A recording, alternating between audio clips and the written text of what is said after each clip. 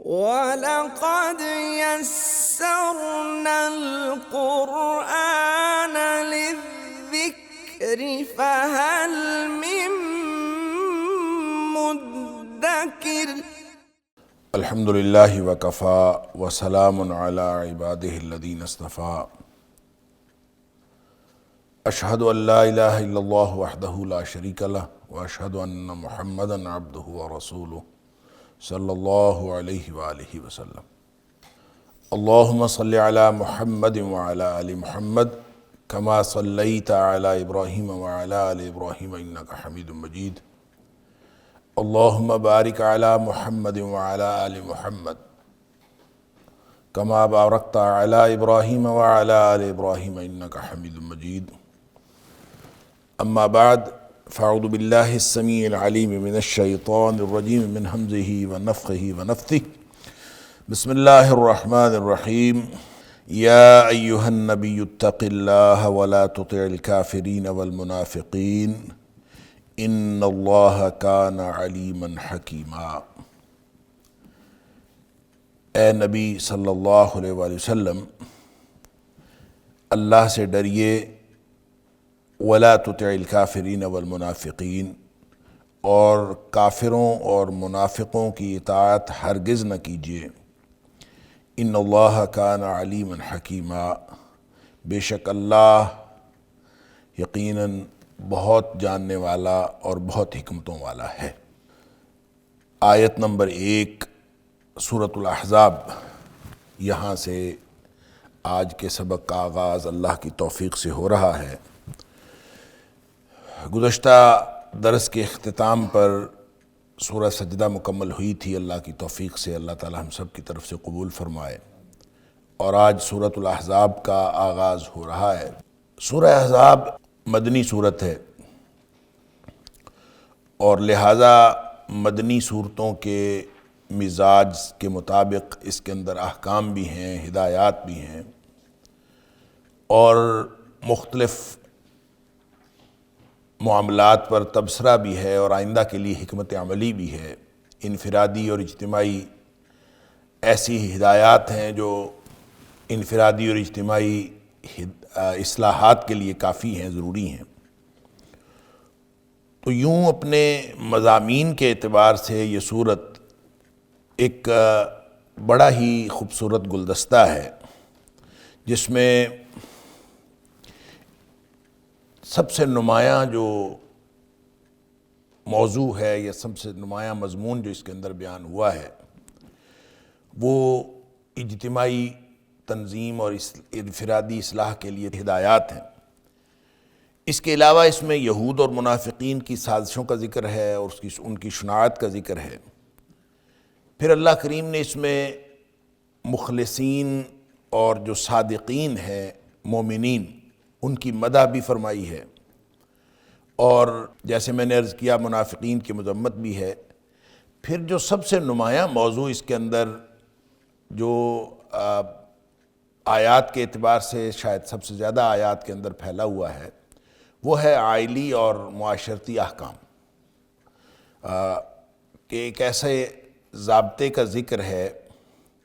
کہ جس میں سماجی طور پر یا معاشرتی طور پر بہت زیادہ وسعت ہے، اور اس کے اندر مختلف ملٹی ڈائمینشنل آپ کہہ لیں سماجی اور معاشرتی طور پر احکام عطا کیے گئے ہیں، اور اس میں پھر ازواج مطہرات کے ساتھ خطاب بھی ہے، اور یہ ایک موضوع جو ہے وہ بڑا یوں کہہ لیجئے بہت ساری آیات پر پھیلا ہوا ہے۔ اور پھر آخری نقطہ جو اس کے بنیادی مضامین میں ہے وہ ہے کہ نبی پاک صلی اللہ علیہ وسلم کو اور اہل ایمان کو تسلی دی گئی ہے کہ آپ اللہ پر بھروسہ رکھیں، اور کامیابی جو اخروی کامیابی جو ہے وہ دنیاوی کامیابی بھی اور اخروی کامیابی بھی وہ آپ کو ہی بالآخر ملے گی۔ ان مضامین کے گلدستے کے ساتھ یہ سورت کوئی 5 سن ہجری میں نازل ہوئی ہے۔ 5 سن ہجری وہ ہے جس میں غزوہ احزاب ہوا ہے، اور اس کا جو نام ہے احزاب وہ بھی غزوہ احزاب کی نسبت سے ہے، کہ اس کا تذکرہ آیت نمبر 9 سے لے کر آیت نمبر 27 تک جو ہے وہ غزوہ احزاب کا تذکرہ ہے، اور خاص طور پہ 2 آیات میں یہ لفظ احزاب آیت نمبر 20 کے اندر اور آیت نمبر 22 کے اندر یہ لفظ 3 مرتبہ استعمال ہوا ہے۔ آیت نمبر 20 کے اندر 2 مرتبہ اور آیت نمبر 22 کے اندر 1 مرتبہ، تو اسی سے اس کا یہ نام لیا گیا ہے سورۃ الاحزاب۔ احزاب حزب کی جمع ہے جس کا معنی ہوتا ہے گروہ، تو چونکہ غزوہ احزاب جس کو غزوہ خندق بھی کہتے ہیں، اس میں مختلف گروہ مل کے آ گئے تھے، جس کے اندر قریش بھی تھے، جس کے اندر یہودی بھی تھے، اور جس کے اندر یوں کہہ لیجئے کہ پورا عرب جو ہے وہ مدینے کی اس چھوٹی سی بستی کو تاخت و تاراج کرنے کے لیے اکٹھا ہو کے آ گیا تھا، اور اس جنگ کو غزوہ احزاب کہتے ہیں۔ خندق اس لیے کہتے ہیں کہ اس میں جو مسلمانوں نے اسٹریٹجی اپنائی تھی حضرت سلمان فارسی رضی اللہ تعالیٰ عنہ کے مشورے سے، وہ اسٹریٹجی یہ تھی کہ آپ نے مدینہ میں رہ کے اس کا دفاع کیا، اور دفاع کرنے کے لیے جس طرف سے ان کے آنے کا زیادہ امکان تھا اس طرف جو ہے وہ خندق کھود لی گئی، اور اس کی جو خندق کی جو کیفیات ہیں وہ بھی بعد میں غزوہ احزاب کا ذکر ہوتا ہے تو میں عرض کروں گا اس کی تفصیلات بھی، کہ عام طور پہ یہ لگتا ہے کہ خندق جو کھودی گئی وہ 2 پہاڑوں کے درمیان تھی، اور عام طور پہ سیرت نگاروں نے اسی طرح لکھا ہے کہ مدینہ ہر طرف سے جو ہے وہ پہاڑوں سے گھرا ہوا تھا، بس ایک طرف سے آنے کا امکان تھا، ان کا حملہ آور ہونے کا امکان تھا، اس طرف خندق کھود لی گئی تھی۔ ایسا نہیں تھا، مدینے کے ہر طرف پہاڑ نہیں ہیں، مختلف راستے تھے مدینے کی طرف آنے کے، اور لیکن مسئلہ یہ ہے کہ جس طرف سے وہ آ رہے تھے اس طرف یا پہاڑ تھے یا ہرے تھے، مدینے کے ارد گرد یا پہاڑ ہیں یا ہرے۔ ہرہ اس سرزمین کو کہتے ہیں جس میں نکیلے پتھریلے یعنی نکیلے پتھروں کی سرزمین ہوتی ہے، جلے ہوئے پتھر جس طرح سے ہوتے ہیں ان کو ہرہ کہتے ہیں، اور اس کی سرفیس ایسی ہوتی ہے کہ اس کے اوپر نہ گھوڑا چل سکتا ہے نہ انسان چل سکتا ہے، اس کے اوپر چلنا بہت مشکل ہوتا ہے۔ لہٰذا اگر آپ بہت اسپیسیفکلی خندق کی بات کریں تو خندق 2 پہاڑوں کے درمیان نہیں کھودی گئی تھی، بلکہ ایک ہرہ سے لے کر دوسرے ہرہ کی طرف کھودی گئی تھی، ایک ہرے سے دوسرے ہرے کی طرف۔ بہرحال مدینے کا دفاع اس طرح سے کیا گیا کیونکہ مسلمانوں کی تعداد کل ملا کے 3000 کے قریب تھی، اور جو کفار تھے ان کی تعداد 10,000 معروف روایات کے مطابق، اور بعض روایات کے مطابق 12,000 تھی۔ تو انہوں نے آ کے پڑاؤ کیا ہی تھا، تو مسلمانوں نے اس سے پہلے ہی، ان کے آنے سے پہلے ہی خندق کھود لی تھی، اور اللہ کے رسول صلی اللہ علیہ وسلم نے یہ اسٹریٹجی بنائی۔ تو بہرحال وہ مہینہ بھر وہ یہاں پہ ان کا رہا محاصرہ، اور اس کے بعد اللہ تعالیٰ نے آندھی چلا دی، اور جس سے ان کے خیمے وغیرہ اکھڑ گئے، اور وہ پھر بالآخر ان کو وہاں سے بھاگنا پڑا۔ تو بنیادی طور پر اس کے مضامین کا جو تعلق ہے وہ غزوہ احزاب کے ساتھ بھی ہے، اس لیے اس کا نام بھی احزاب ہے۔ لیکن آیت نمبر 1 سے لے کر 3 تک، جیسے ہم مضامین میں تقسیم کیا کرتے ہیں ان کی آیات کو، تو آیت نمبر 1 سے 3 تک کا جو حصہ ہے اس میں ہم اگر اس کی ہیڈنگ بنائیں تو یہ بنتی ہے کہ دعوت و تبلیغ میں استقامت کا حکم ہے،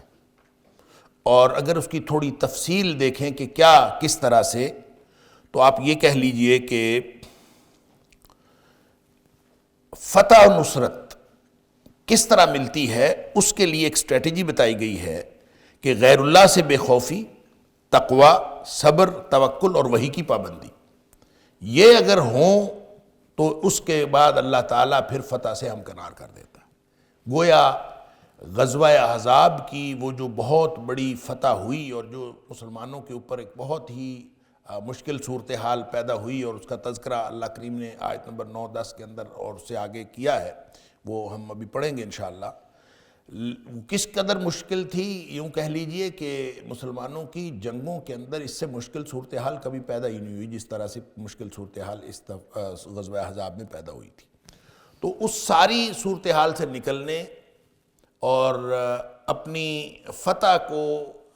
مکمل کرنے اور فتح کو یقینی بنانے کا جو نسخہ ہے وہ بتا دیا کہ یا ایھا النبی اتق اللہ، تقوی اختیار کیجیے، اللہ کا تقوی اختیار کیجیے۔ اللہ کے رسول صلی اللہ علیہ وسلم کو حکم ہے، تو اللہ کے رسول صلی اللہ علیہ وآلہ وسلم کو حکم کا مطلب ہے کہ ان کے ذریعے سے ہر مسلمان کو انفرادی طور پر اور پوری امت کو اجتماعی طور پر حکم۔ یہ جو یا ایھا النبی ہے، یہ اس صورت میں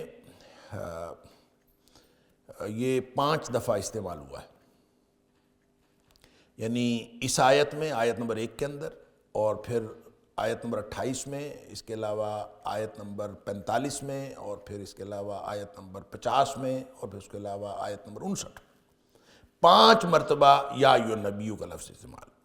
گویا نبی کریم صلی اللہ علیہ وسلم کو ڈائریکٹ خطاب کیا جا رہا ہے، اور اس خطاب کے اندر بھی بہت ساری حکمتیں ہیں، لیکن بہرحال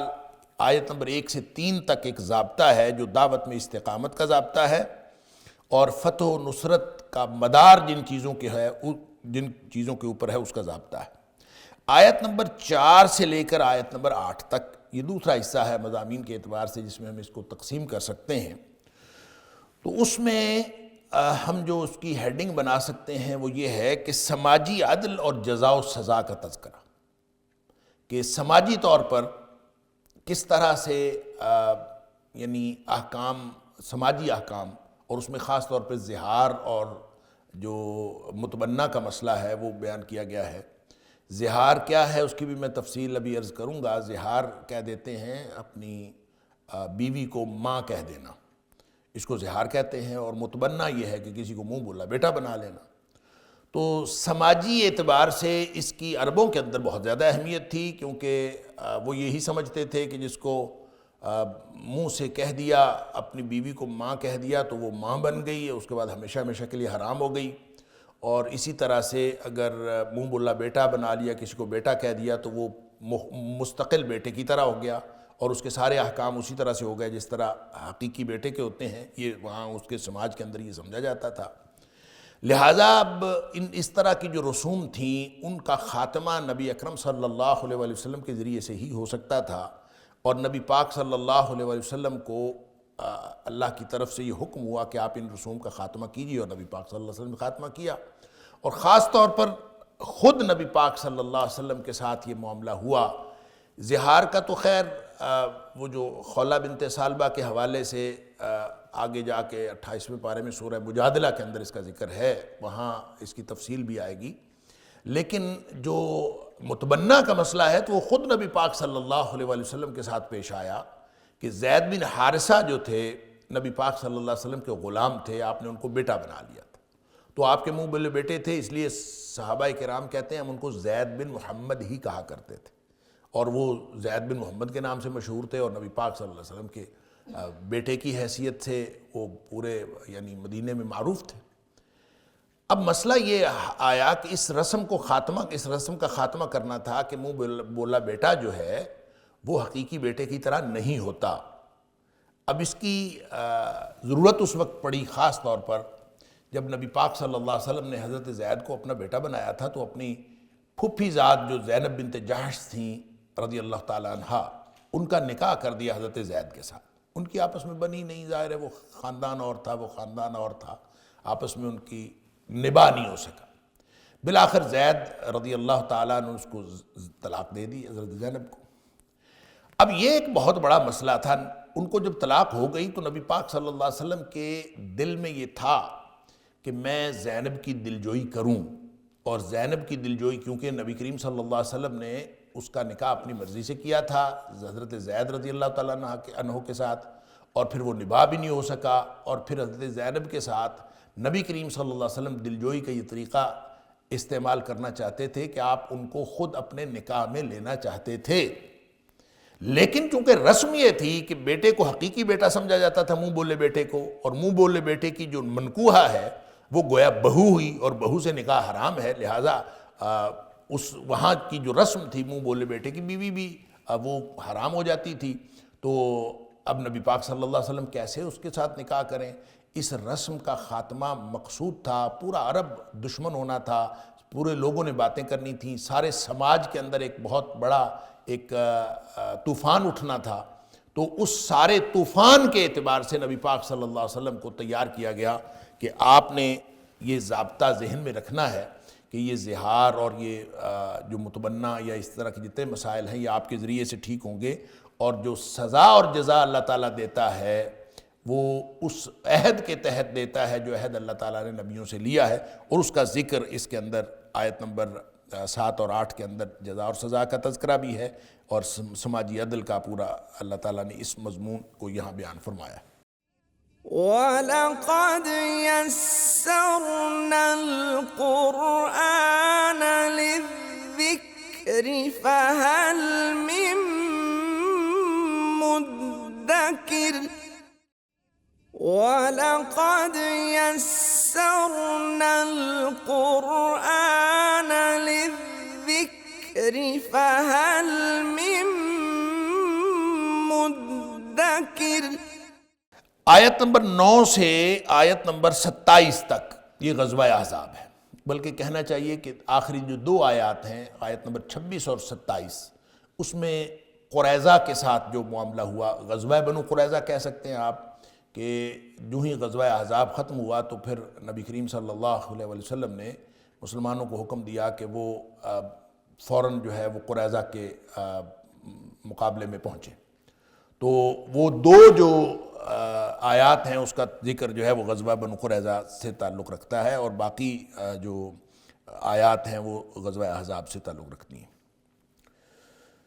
آیت نمبر 28 سے لے کر آیت نمبر 59 تک یہ وہ جو میں نے عرض کر رہا تھا کہ سب سے زیادہ جو وسعت کے اعتبار سے، آیات کی تعداد کے اعتبار سے سب سے زیادہ جو اس میں مضمون بیان ہوا ہے وہ آئلی اور معاشرتی ضابطہ یا آئلی اور معاشرتی احکام کے حوالے سے ہے، اور اس میں انفرادی اور اجتماعی اصلاح کے لیے ہدایات بھی دی گئی ہیں۔ خاص طور پر جو آیت نمبر 28 سے لے کر آیت نمبر 34 تک ہے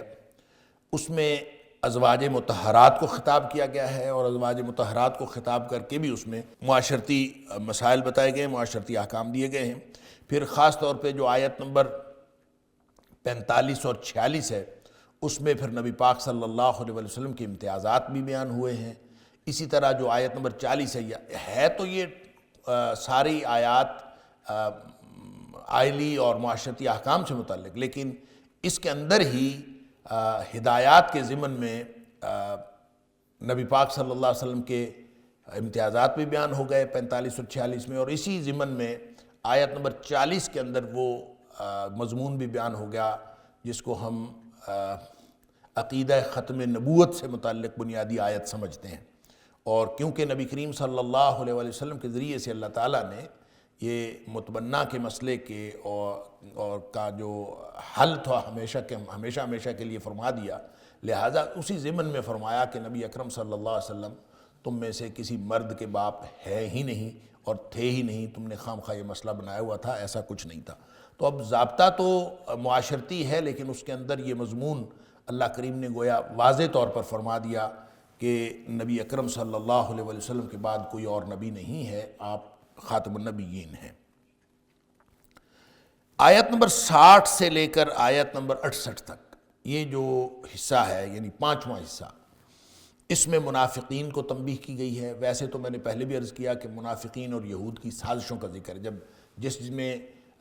غزوہ احزاب کا ذکر ہے تو غزوہ احزاب میں خاص طور پہ منافقین نے بڑا عجیب و غریب رول پلے کیا تھا، تو ان کا تذکرہ، ان کی خواہشات کا تذکرہ، ان کی جو سوچ تھی اس کا ذکر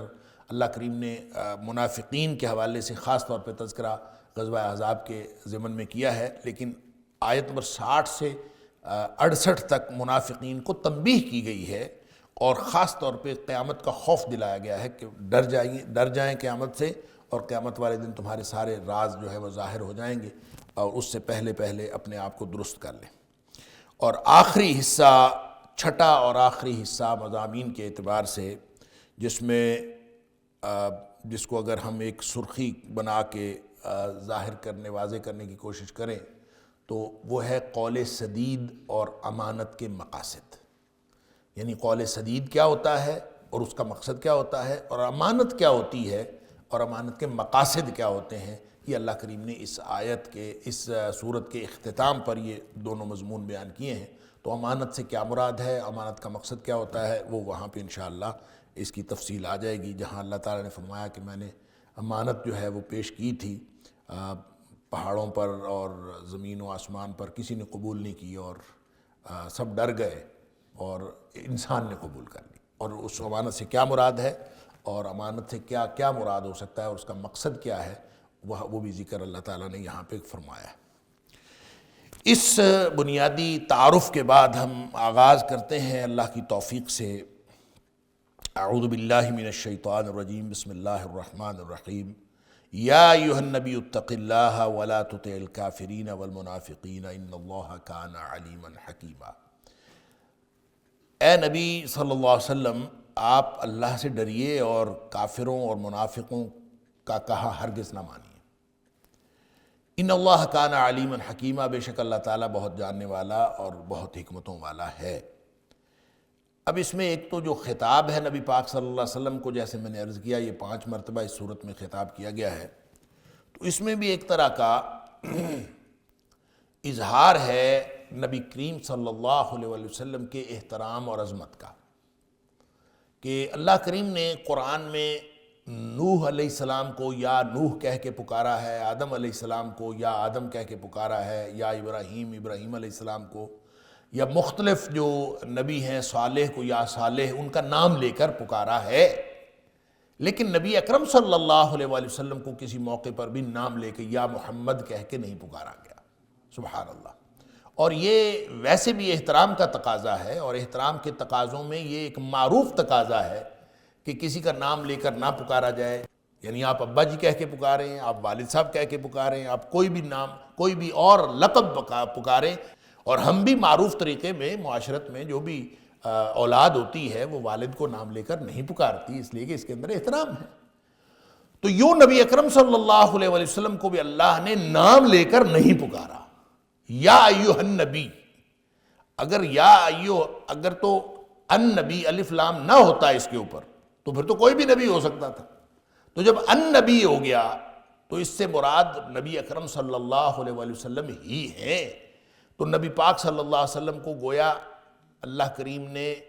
نبی پاک صلی اللہ علیہ وسلم کو خطاب کرتے ہوئے آپ صلی اللہ علیہ وسلم کی دوسرے انبیاء پر عظمت کا اظہار فرمایا ہے کہ آپ نے، اللہ کریم نے نام نہیں لیا، یا ایھا النبی کہہ کے پکارا۔ کام کیا کرنا ہے؟ اتق اللہ، اللہ سے ڈرو، اللہ کا تقوی اختیار کرو۔ کیا مطلب؟ کہ آپ کی زندگی کا جو مقصد ہے اور زندگی کا جو ترجیحی نقطہ ہے وہ اللہ کی ناراضگی سے بچنا اور اللہ کی رضامندی حاصل کرنا ہونا چاہیے۔ کیوں؟ اس لیے کہ آگے جو سماجی معاملات آ رہے تھے جن نے ڈسکس ہونا تھا،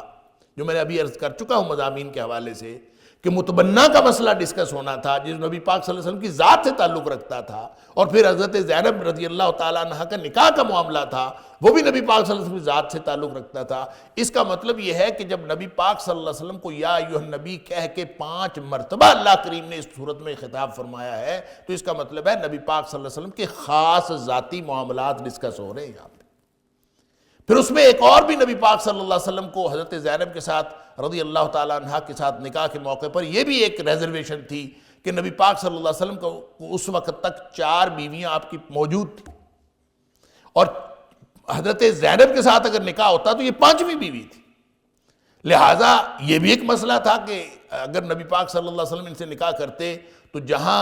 یہ اعتراض اٹھنا تھا کہ آپ جو ہے وہ اپنی بہو سے نکاح کر رہے ہیں، کیونکہ وہ اپنی رسم کے مطابق منہ بولے بیٹے کو حقیقی بیٹا سمجھتے تھے، تو وہ بتانا مقصود تھا کہ منہ بولا بیٹا حقیقی بیٹا نہیں ہوتا۔ تو وہاں یہ بھی مسئلہ تھا کہ حضرت زینب سے 5واں نکاح ہوگا تو پھر باقی لوگوں کو تو کہتے ہیں 4 بیویاں رکھنی ہیں، اور خود جو ہے وہ 5ویں سے نکاح کر لیا، تو یہ بھی ایک مسئلہ تھا۔ اس میں بھی اللہ کریم نے خاص حکم فرما کے بتا دیا کہ آپ کے لیے جو ہے وہ 4 سے زائد بھی جائز ہیں، اور نبی کریم صلی اللہ علیہ وسلم کو اللہ تعالیٰ نے جو خاص امتیازات عطا فرمائے تھے ان میں سے ایک امتیاز یہ بھی تھا۔ لہٰذا وہ خاص احکام دینے اور خاص احترام دینے دونوں اعتبار سے یا ایھا النبی، اور پھر اتق اللہ، کہ آپ نے کسی اور کی پرواہ نہیں کرنی، سارا سماج آپ کے خلاف ہو جائے تو آپ نے کسی کی پرواہ نہیں کی، یہ اس کی تمہید باندھی جا رہی۔ لہٰذا یہ صرف خطاب نبی پاک صلی اللہ علیہ وسلم کو ہے، سمجھایا پوری امت کو جا رہا ہے۔ جب اللہ کے حکم کی بات ہو تو ترجیح اس بات کو ہونی چاہیے کہ کس بات میں اللہ ناراض ہے اور کس بات میں اللہ راضی ہے۔ یہ نہ کبھی سوچا کریں کہ لوگ کیا کہیں گے، لوگ جو مرضی کہیں۔ جب اللہ کا حکم آ گیا، واضح حکم ہو اللہ کا، تو پھر اللہ کا حکم مانتے ہیں، لوگ ناراض ہوں یا راضی۔ اللہ، یہ نقطہ ترجیح ہونا چاہیے۔ اتق اللہ، نبی پاک صلی اللہ علیہ وسلم کو جب اتق اللہ کہا جا رہا ہے تو کیا خیال ہے، نبی پاک صلی اللہ علیہ وسلم اللہ سے ڈرتے نہیں تھے؟ اللہ سے ڈرتے تھے۔ نبی پاک صلی اللہ علیہ وسلم سے زیادہ اللہ سے کون ڈرتا ہوگا؟ نبی کریم صلی اللہ علیہ وسلم سے زیادہ تقوی والا کون ہوگا؟ بھری کائنات میں آپ سے زیادہ تقوی والا کوئی نہیں۔ یہ معاملہ یہ نہیں ہے کہ نبی پاک صلی اللہ علیہ وسلم اللہ سے ڈرتے نہیں تھے، ڈرتے تھے۔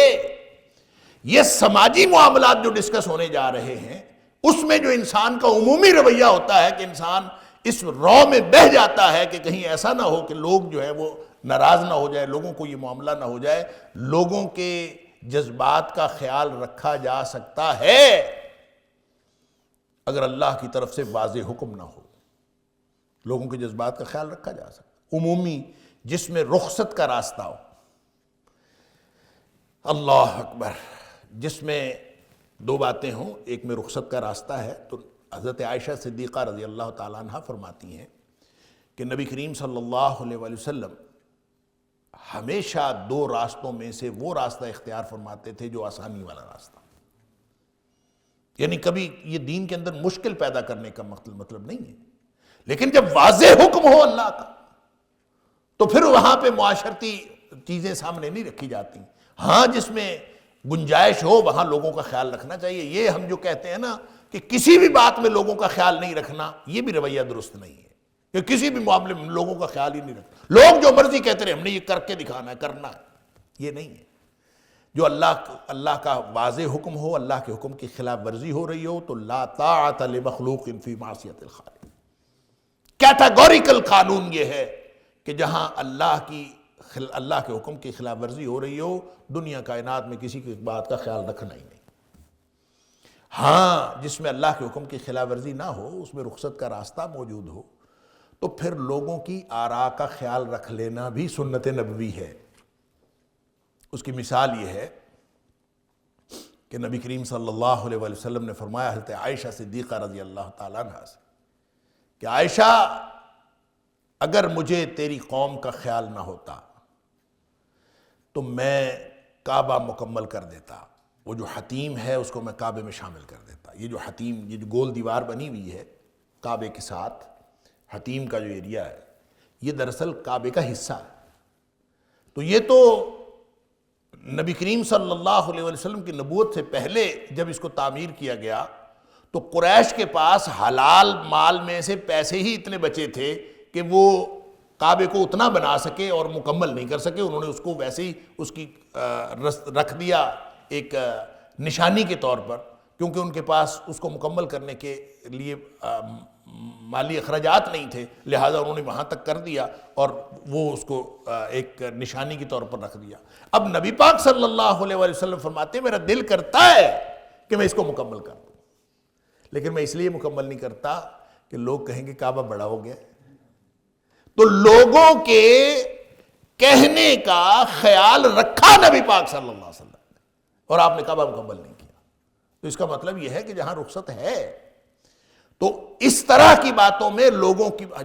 ہم یا تو یہ رویہ رکھتے ہیں کہ ہم کہتے ہیں لوگ جو مرضی کہیں ہم نے بات ماننی، حالانکہ اس میں رخصت کا راستہ ہوتا ہے۔ رخصت کا جہاں راستہ ہوتا ہے وہاں خیال رکھنا چاہیے لوگوں کا، نمازیوں کا خیال رکھنا۔ اب جو ہے وہ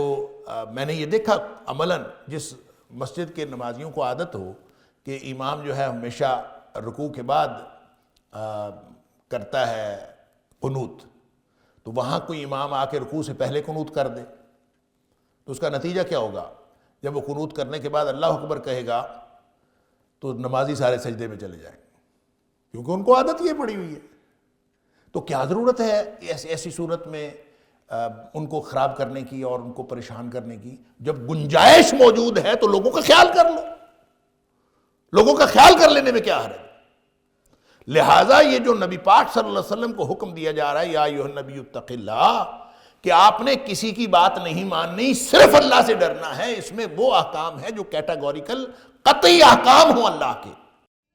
وَلَقَدْ يَسَّرْنَا الْقُرْآنَ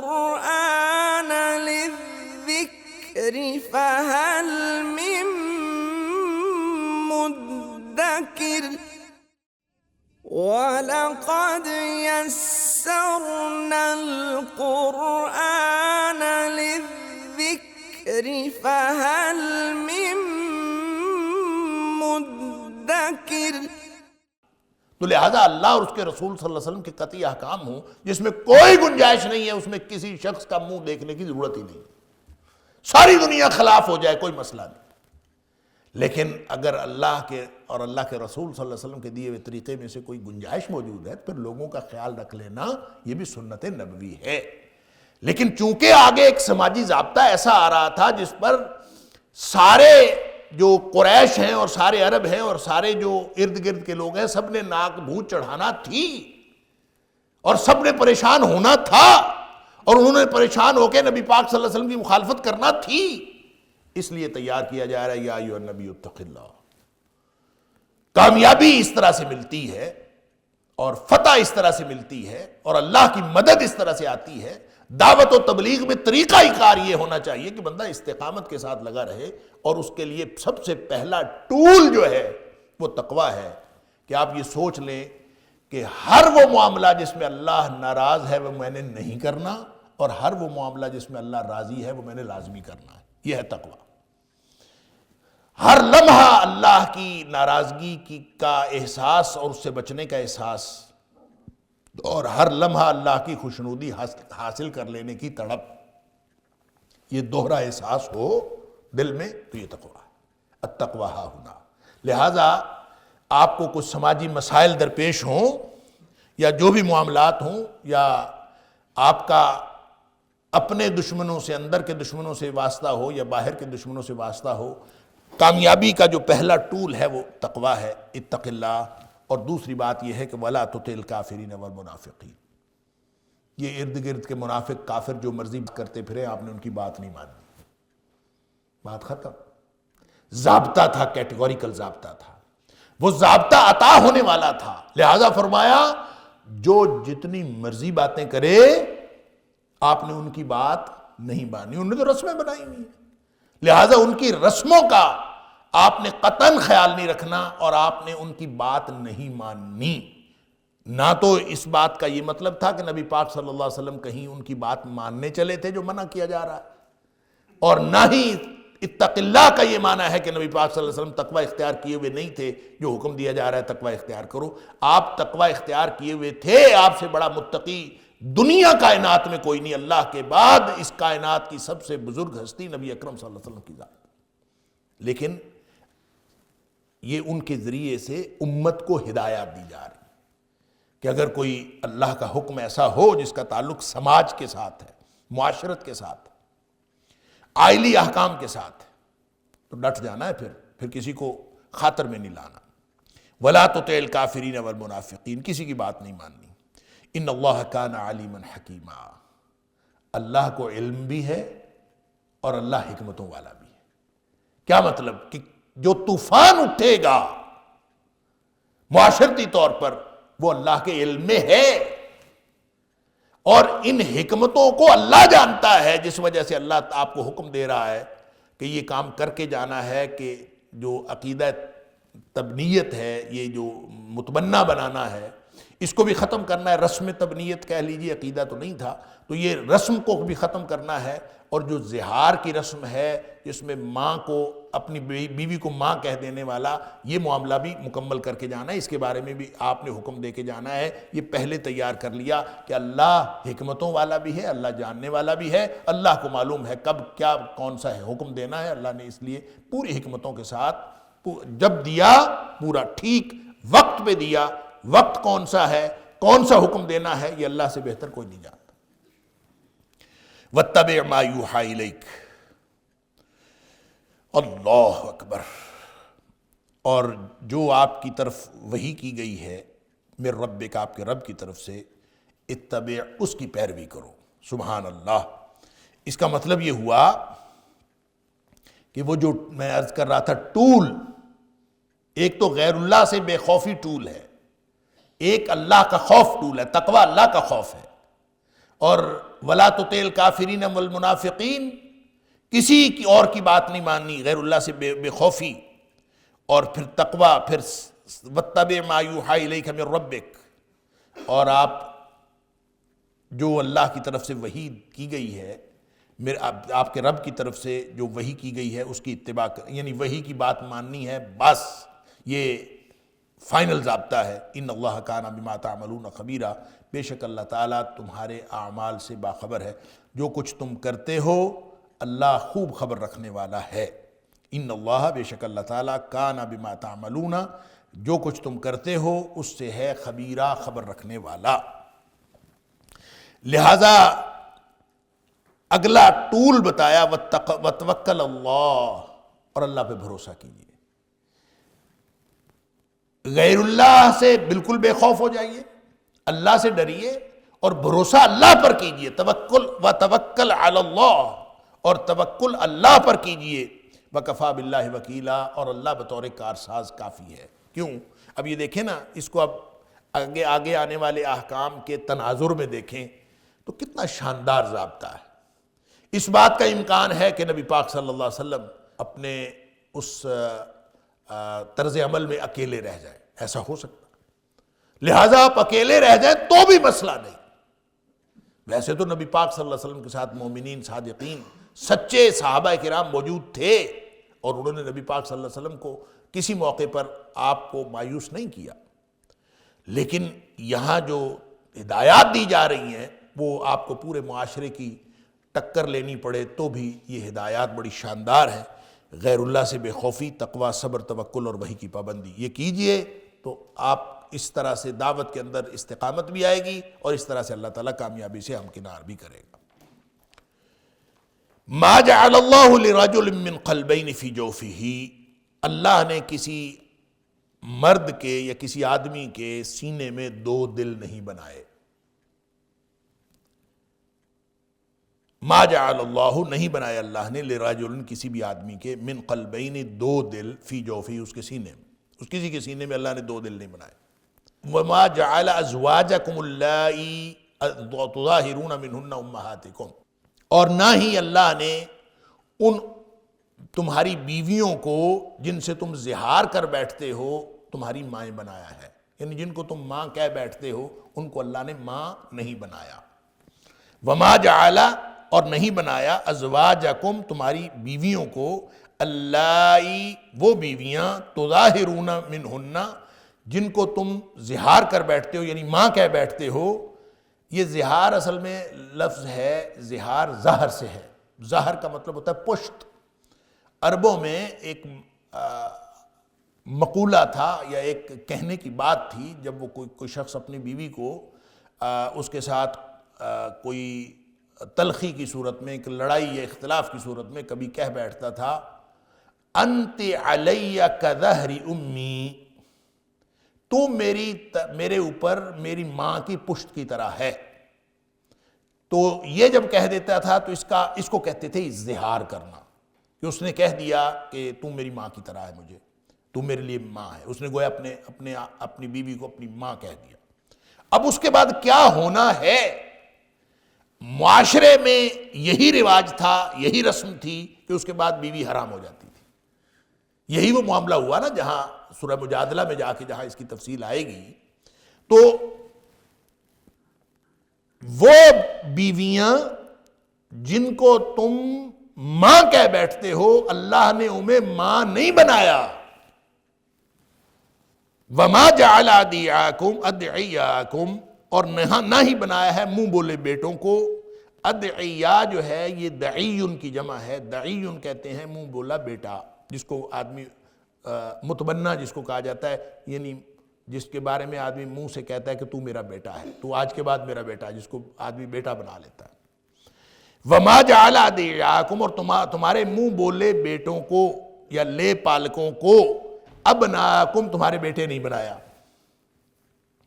ذالکم قولکم بافواہکم، یہ تمہارے منہوں کی کہی ہوئی بات ہے، واللہ یقول الحق، اور اللہ جو کہتا ہے وہ حق ہے، وہو یہدی السبیل، اور وہی سیدھے رستے کی ہدایت دیتا ہے۔ اچھا جی، یہاں پہ یہ جو بات کا آغاز ہوا کہ اللہ نے تمہارے کسی آدمی کے سینے میں دو دل نہیں بنائے، کبھی کسی کے سینے میں دو دل ہوتے ہیں؟ یہ شک کیوں پیدا ہوا کہ دو دل نہیں بنائے؟ کسی کے دو دل نہیں ہوتے، سب کو پتہ ہے دو دل تو کسی کے نہیں ہوتے۔ اللہ اکبر، دل ایک ہی ہوتا ہے، ساری دنیا کو پتہ ہے کہ دل ایک ہوتا ہے، سوائے ایک دو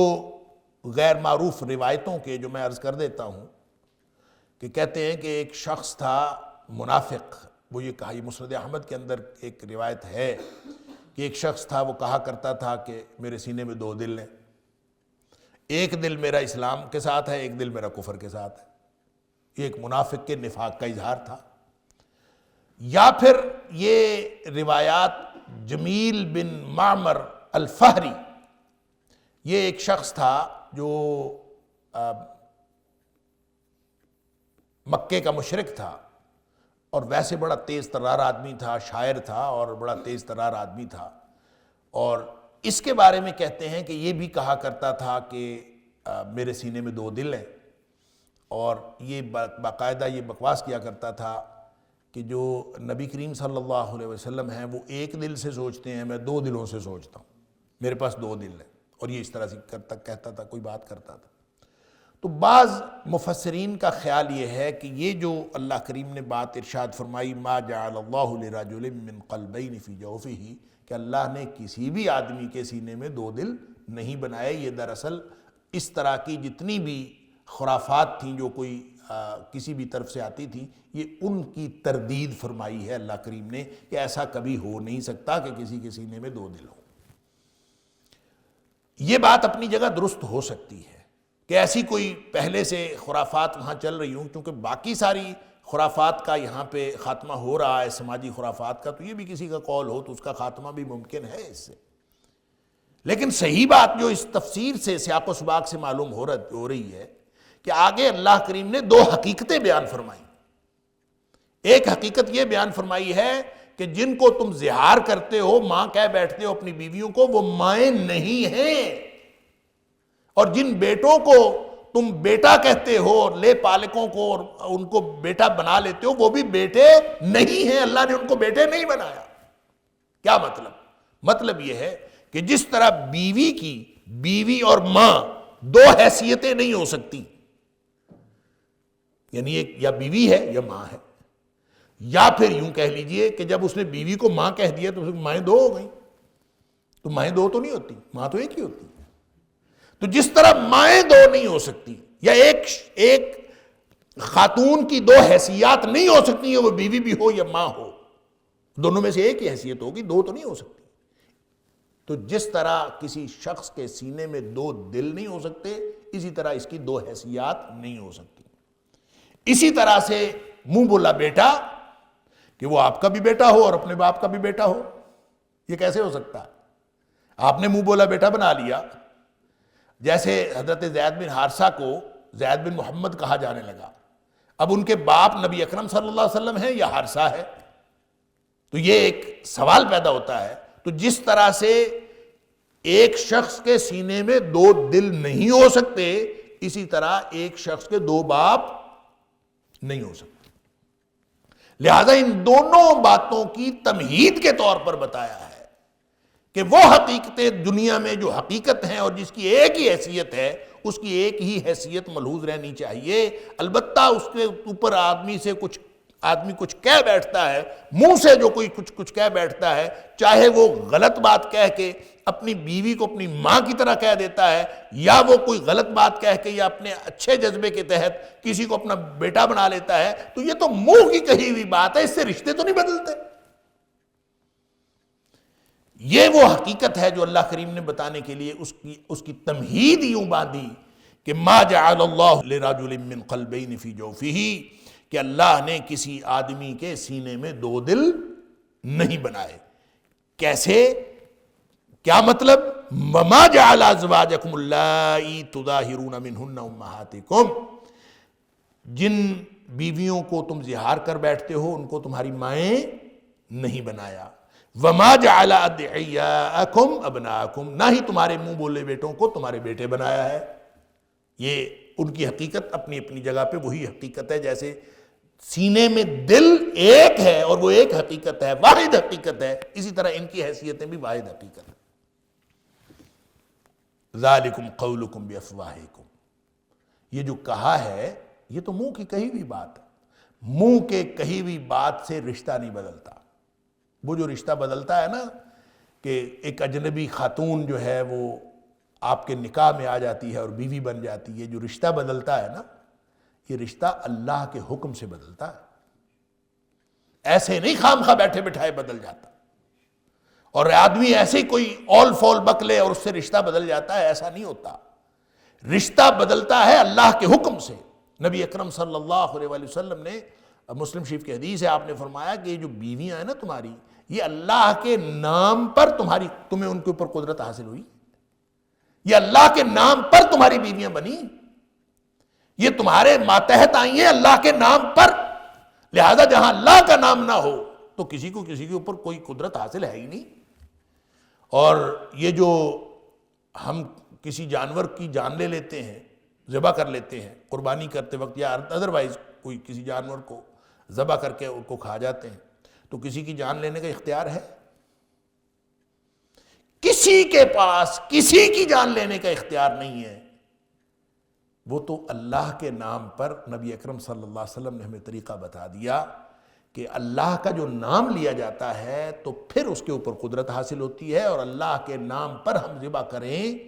تو پھر ذبح کرنا جائز ہوتا ہے۔ وہ کہتے ہیں نا اللہ کا نام نہیں لیا حرام ہو گئی۔ اللہ کا نام نہ لینے سے حرام کیوں ہوئی؟ کہ کیونکہ وہ حلال تھی، جائز تھی ہی اللہ کا نام لینے کی وجہ سے، لہذا یہ جو منہ سے کہی ہوئی بات ہے ذالکم قولکم بافواہکم، یہ تو تمہارے منہ کی کہی ہوئی بات نہیں ہے۔ ذالکم قولکم، یہ باتیں ہیں بافواہکم، تمہارے منہوں سے۔ تو بس اپنے منہ سے کوئی بندہ بات کر دے، یہ تو میری ماں ہے، یہ تو میری ماں کی طرح ہے، یہ تو فلاں ہے، یہ کچھ بھی کہہ دینے سے رشتے نہیں بدلتے، یہ صرف منہ کی کہی ہوئی بات۔ واللہ یقول الحق، اللہ جو فرماتا ہے وہ حق ہے، سبحان اللہ۔ وَهُوَ يَهْدِي السَّبِيلَ، اور وہی سیدھا رستہ دکھاتا ہے۔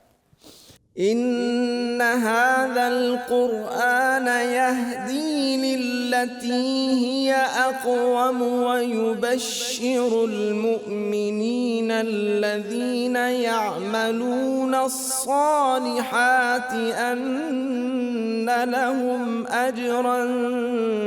كبيرا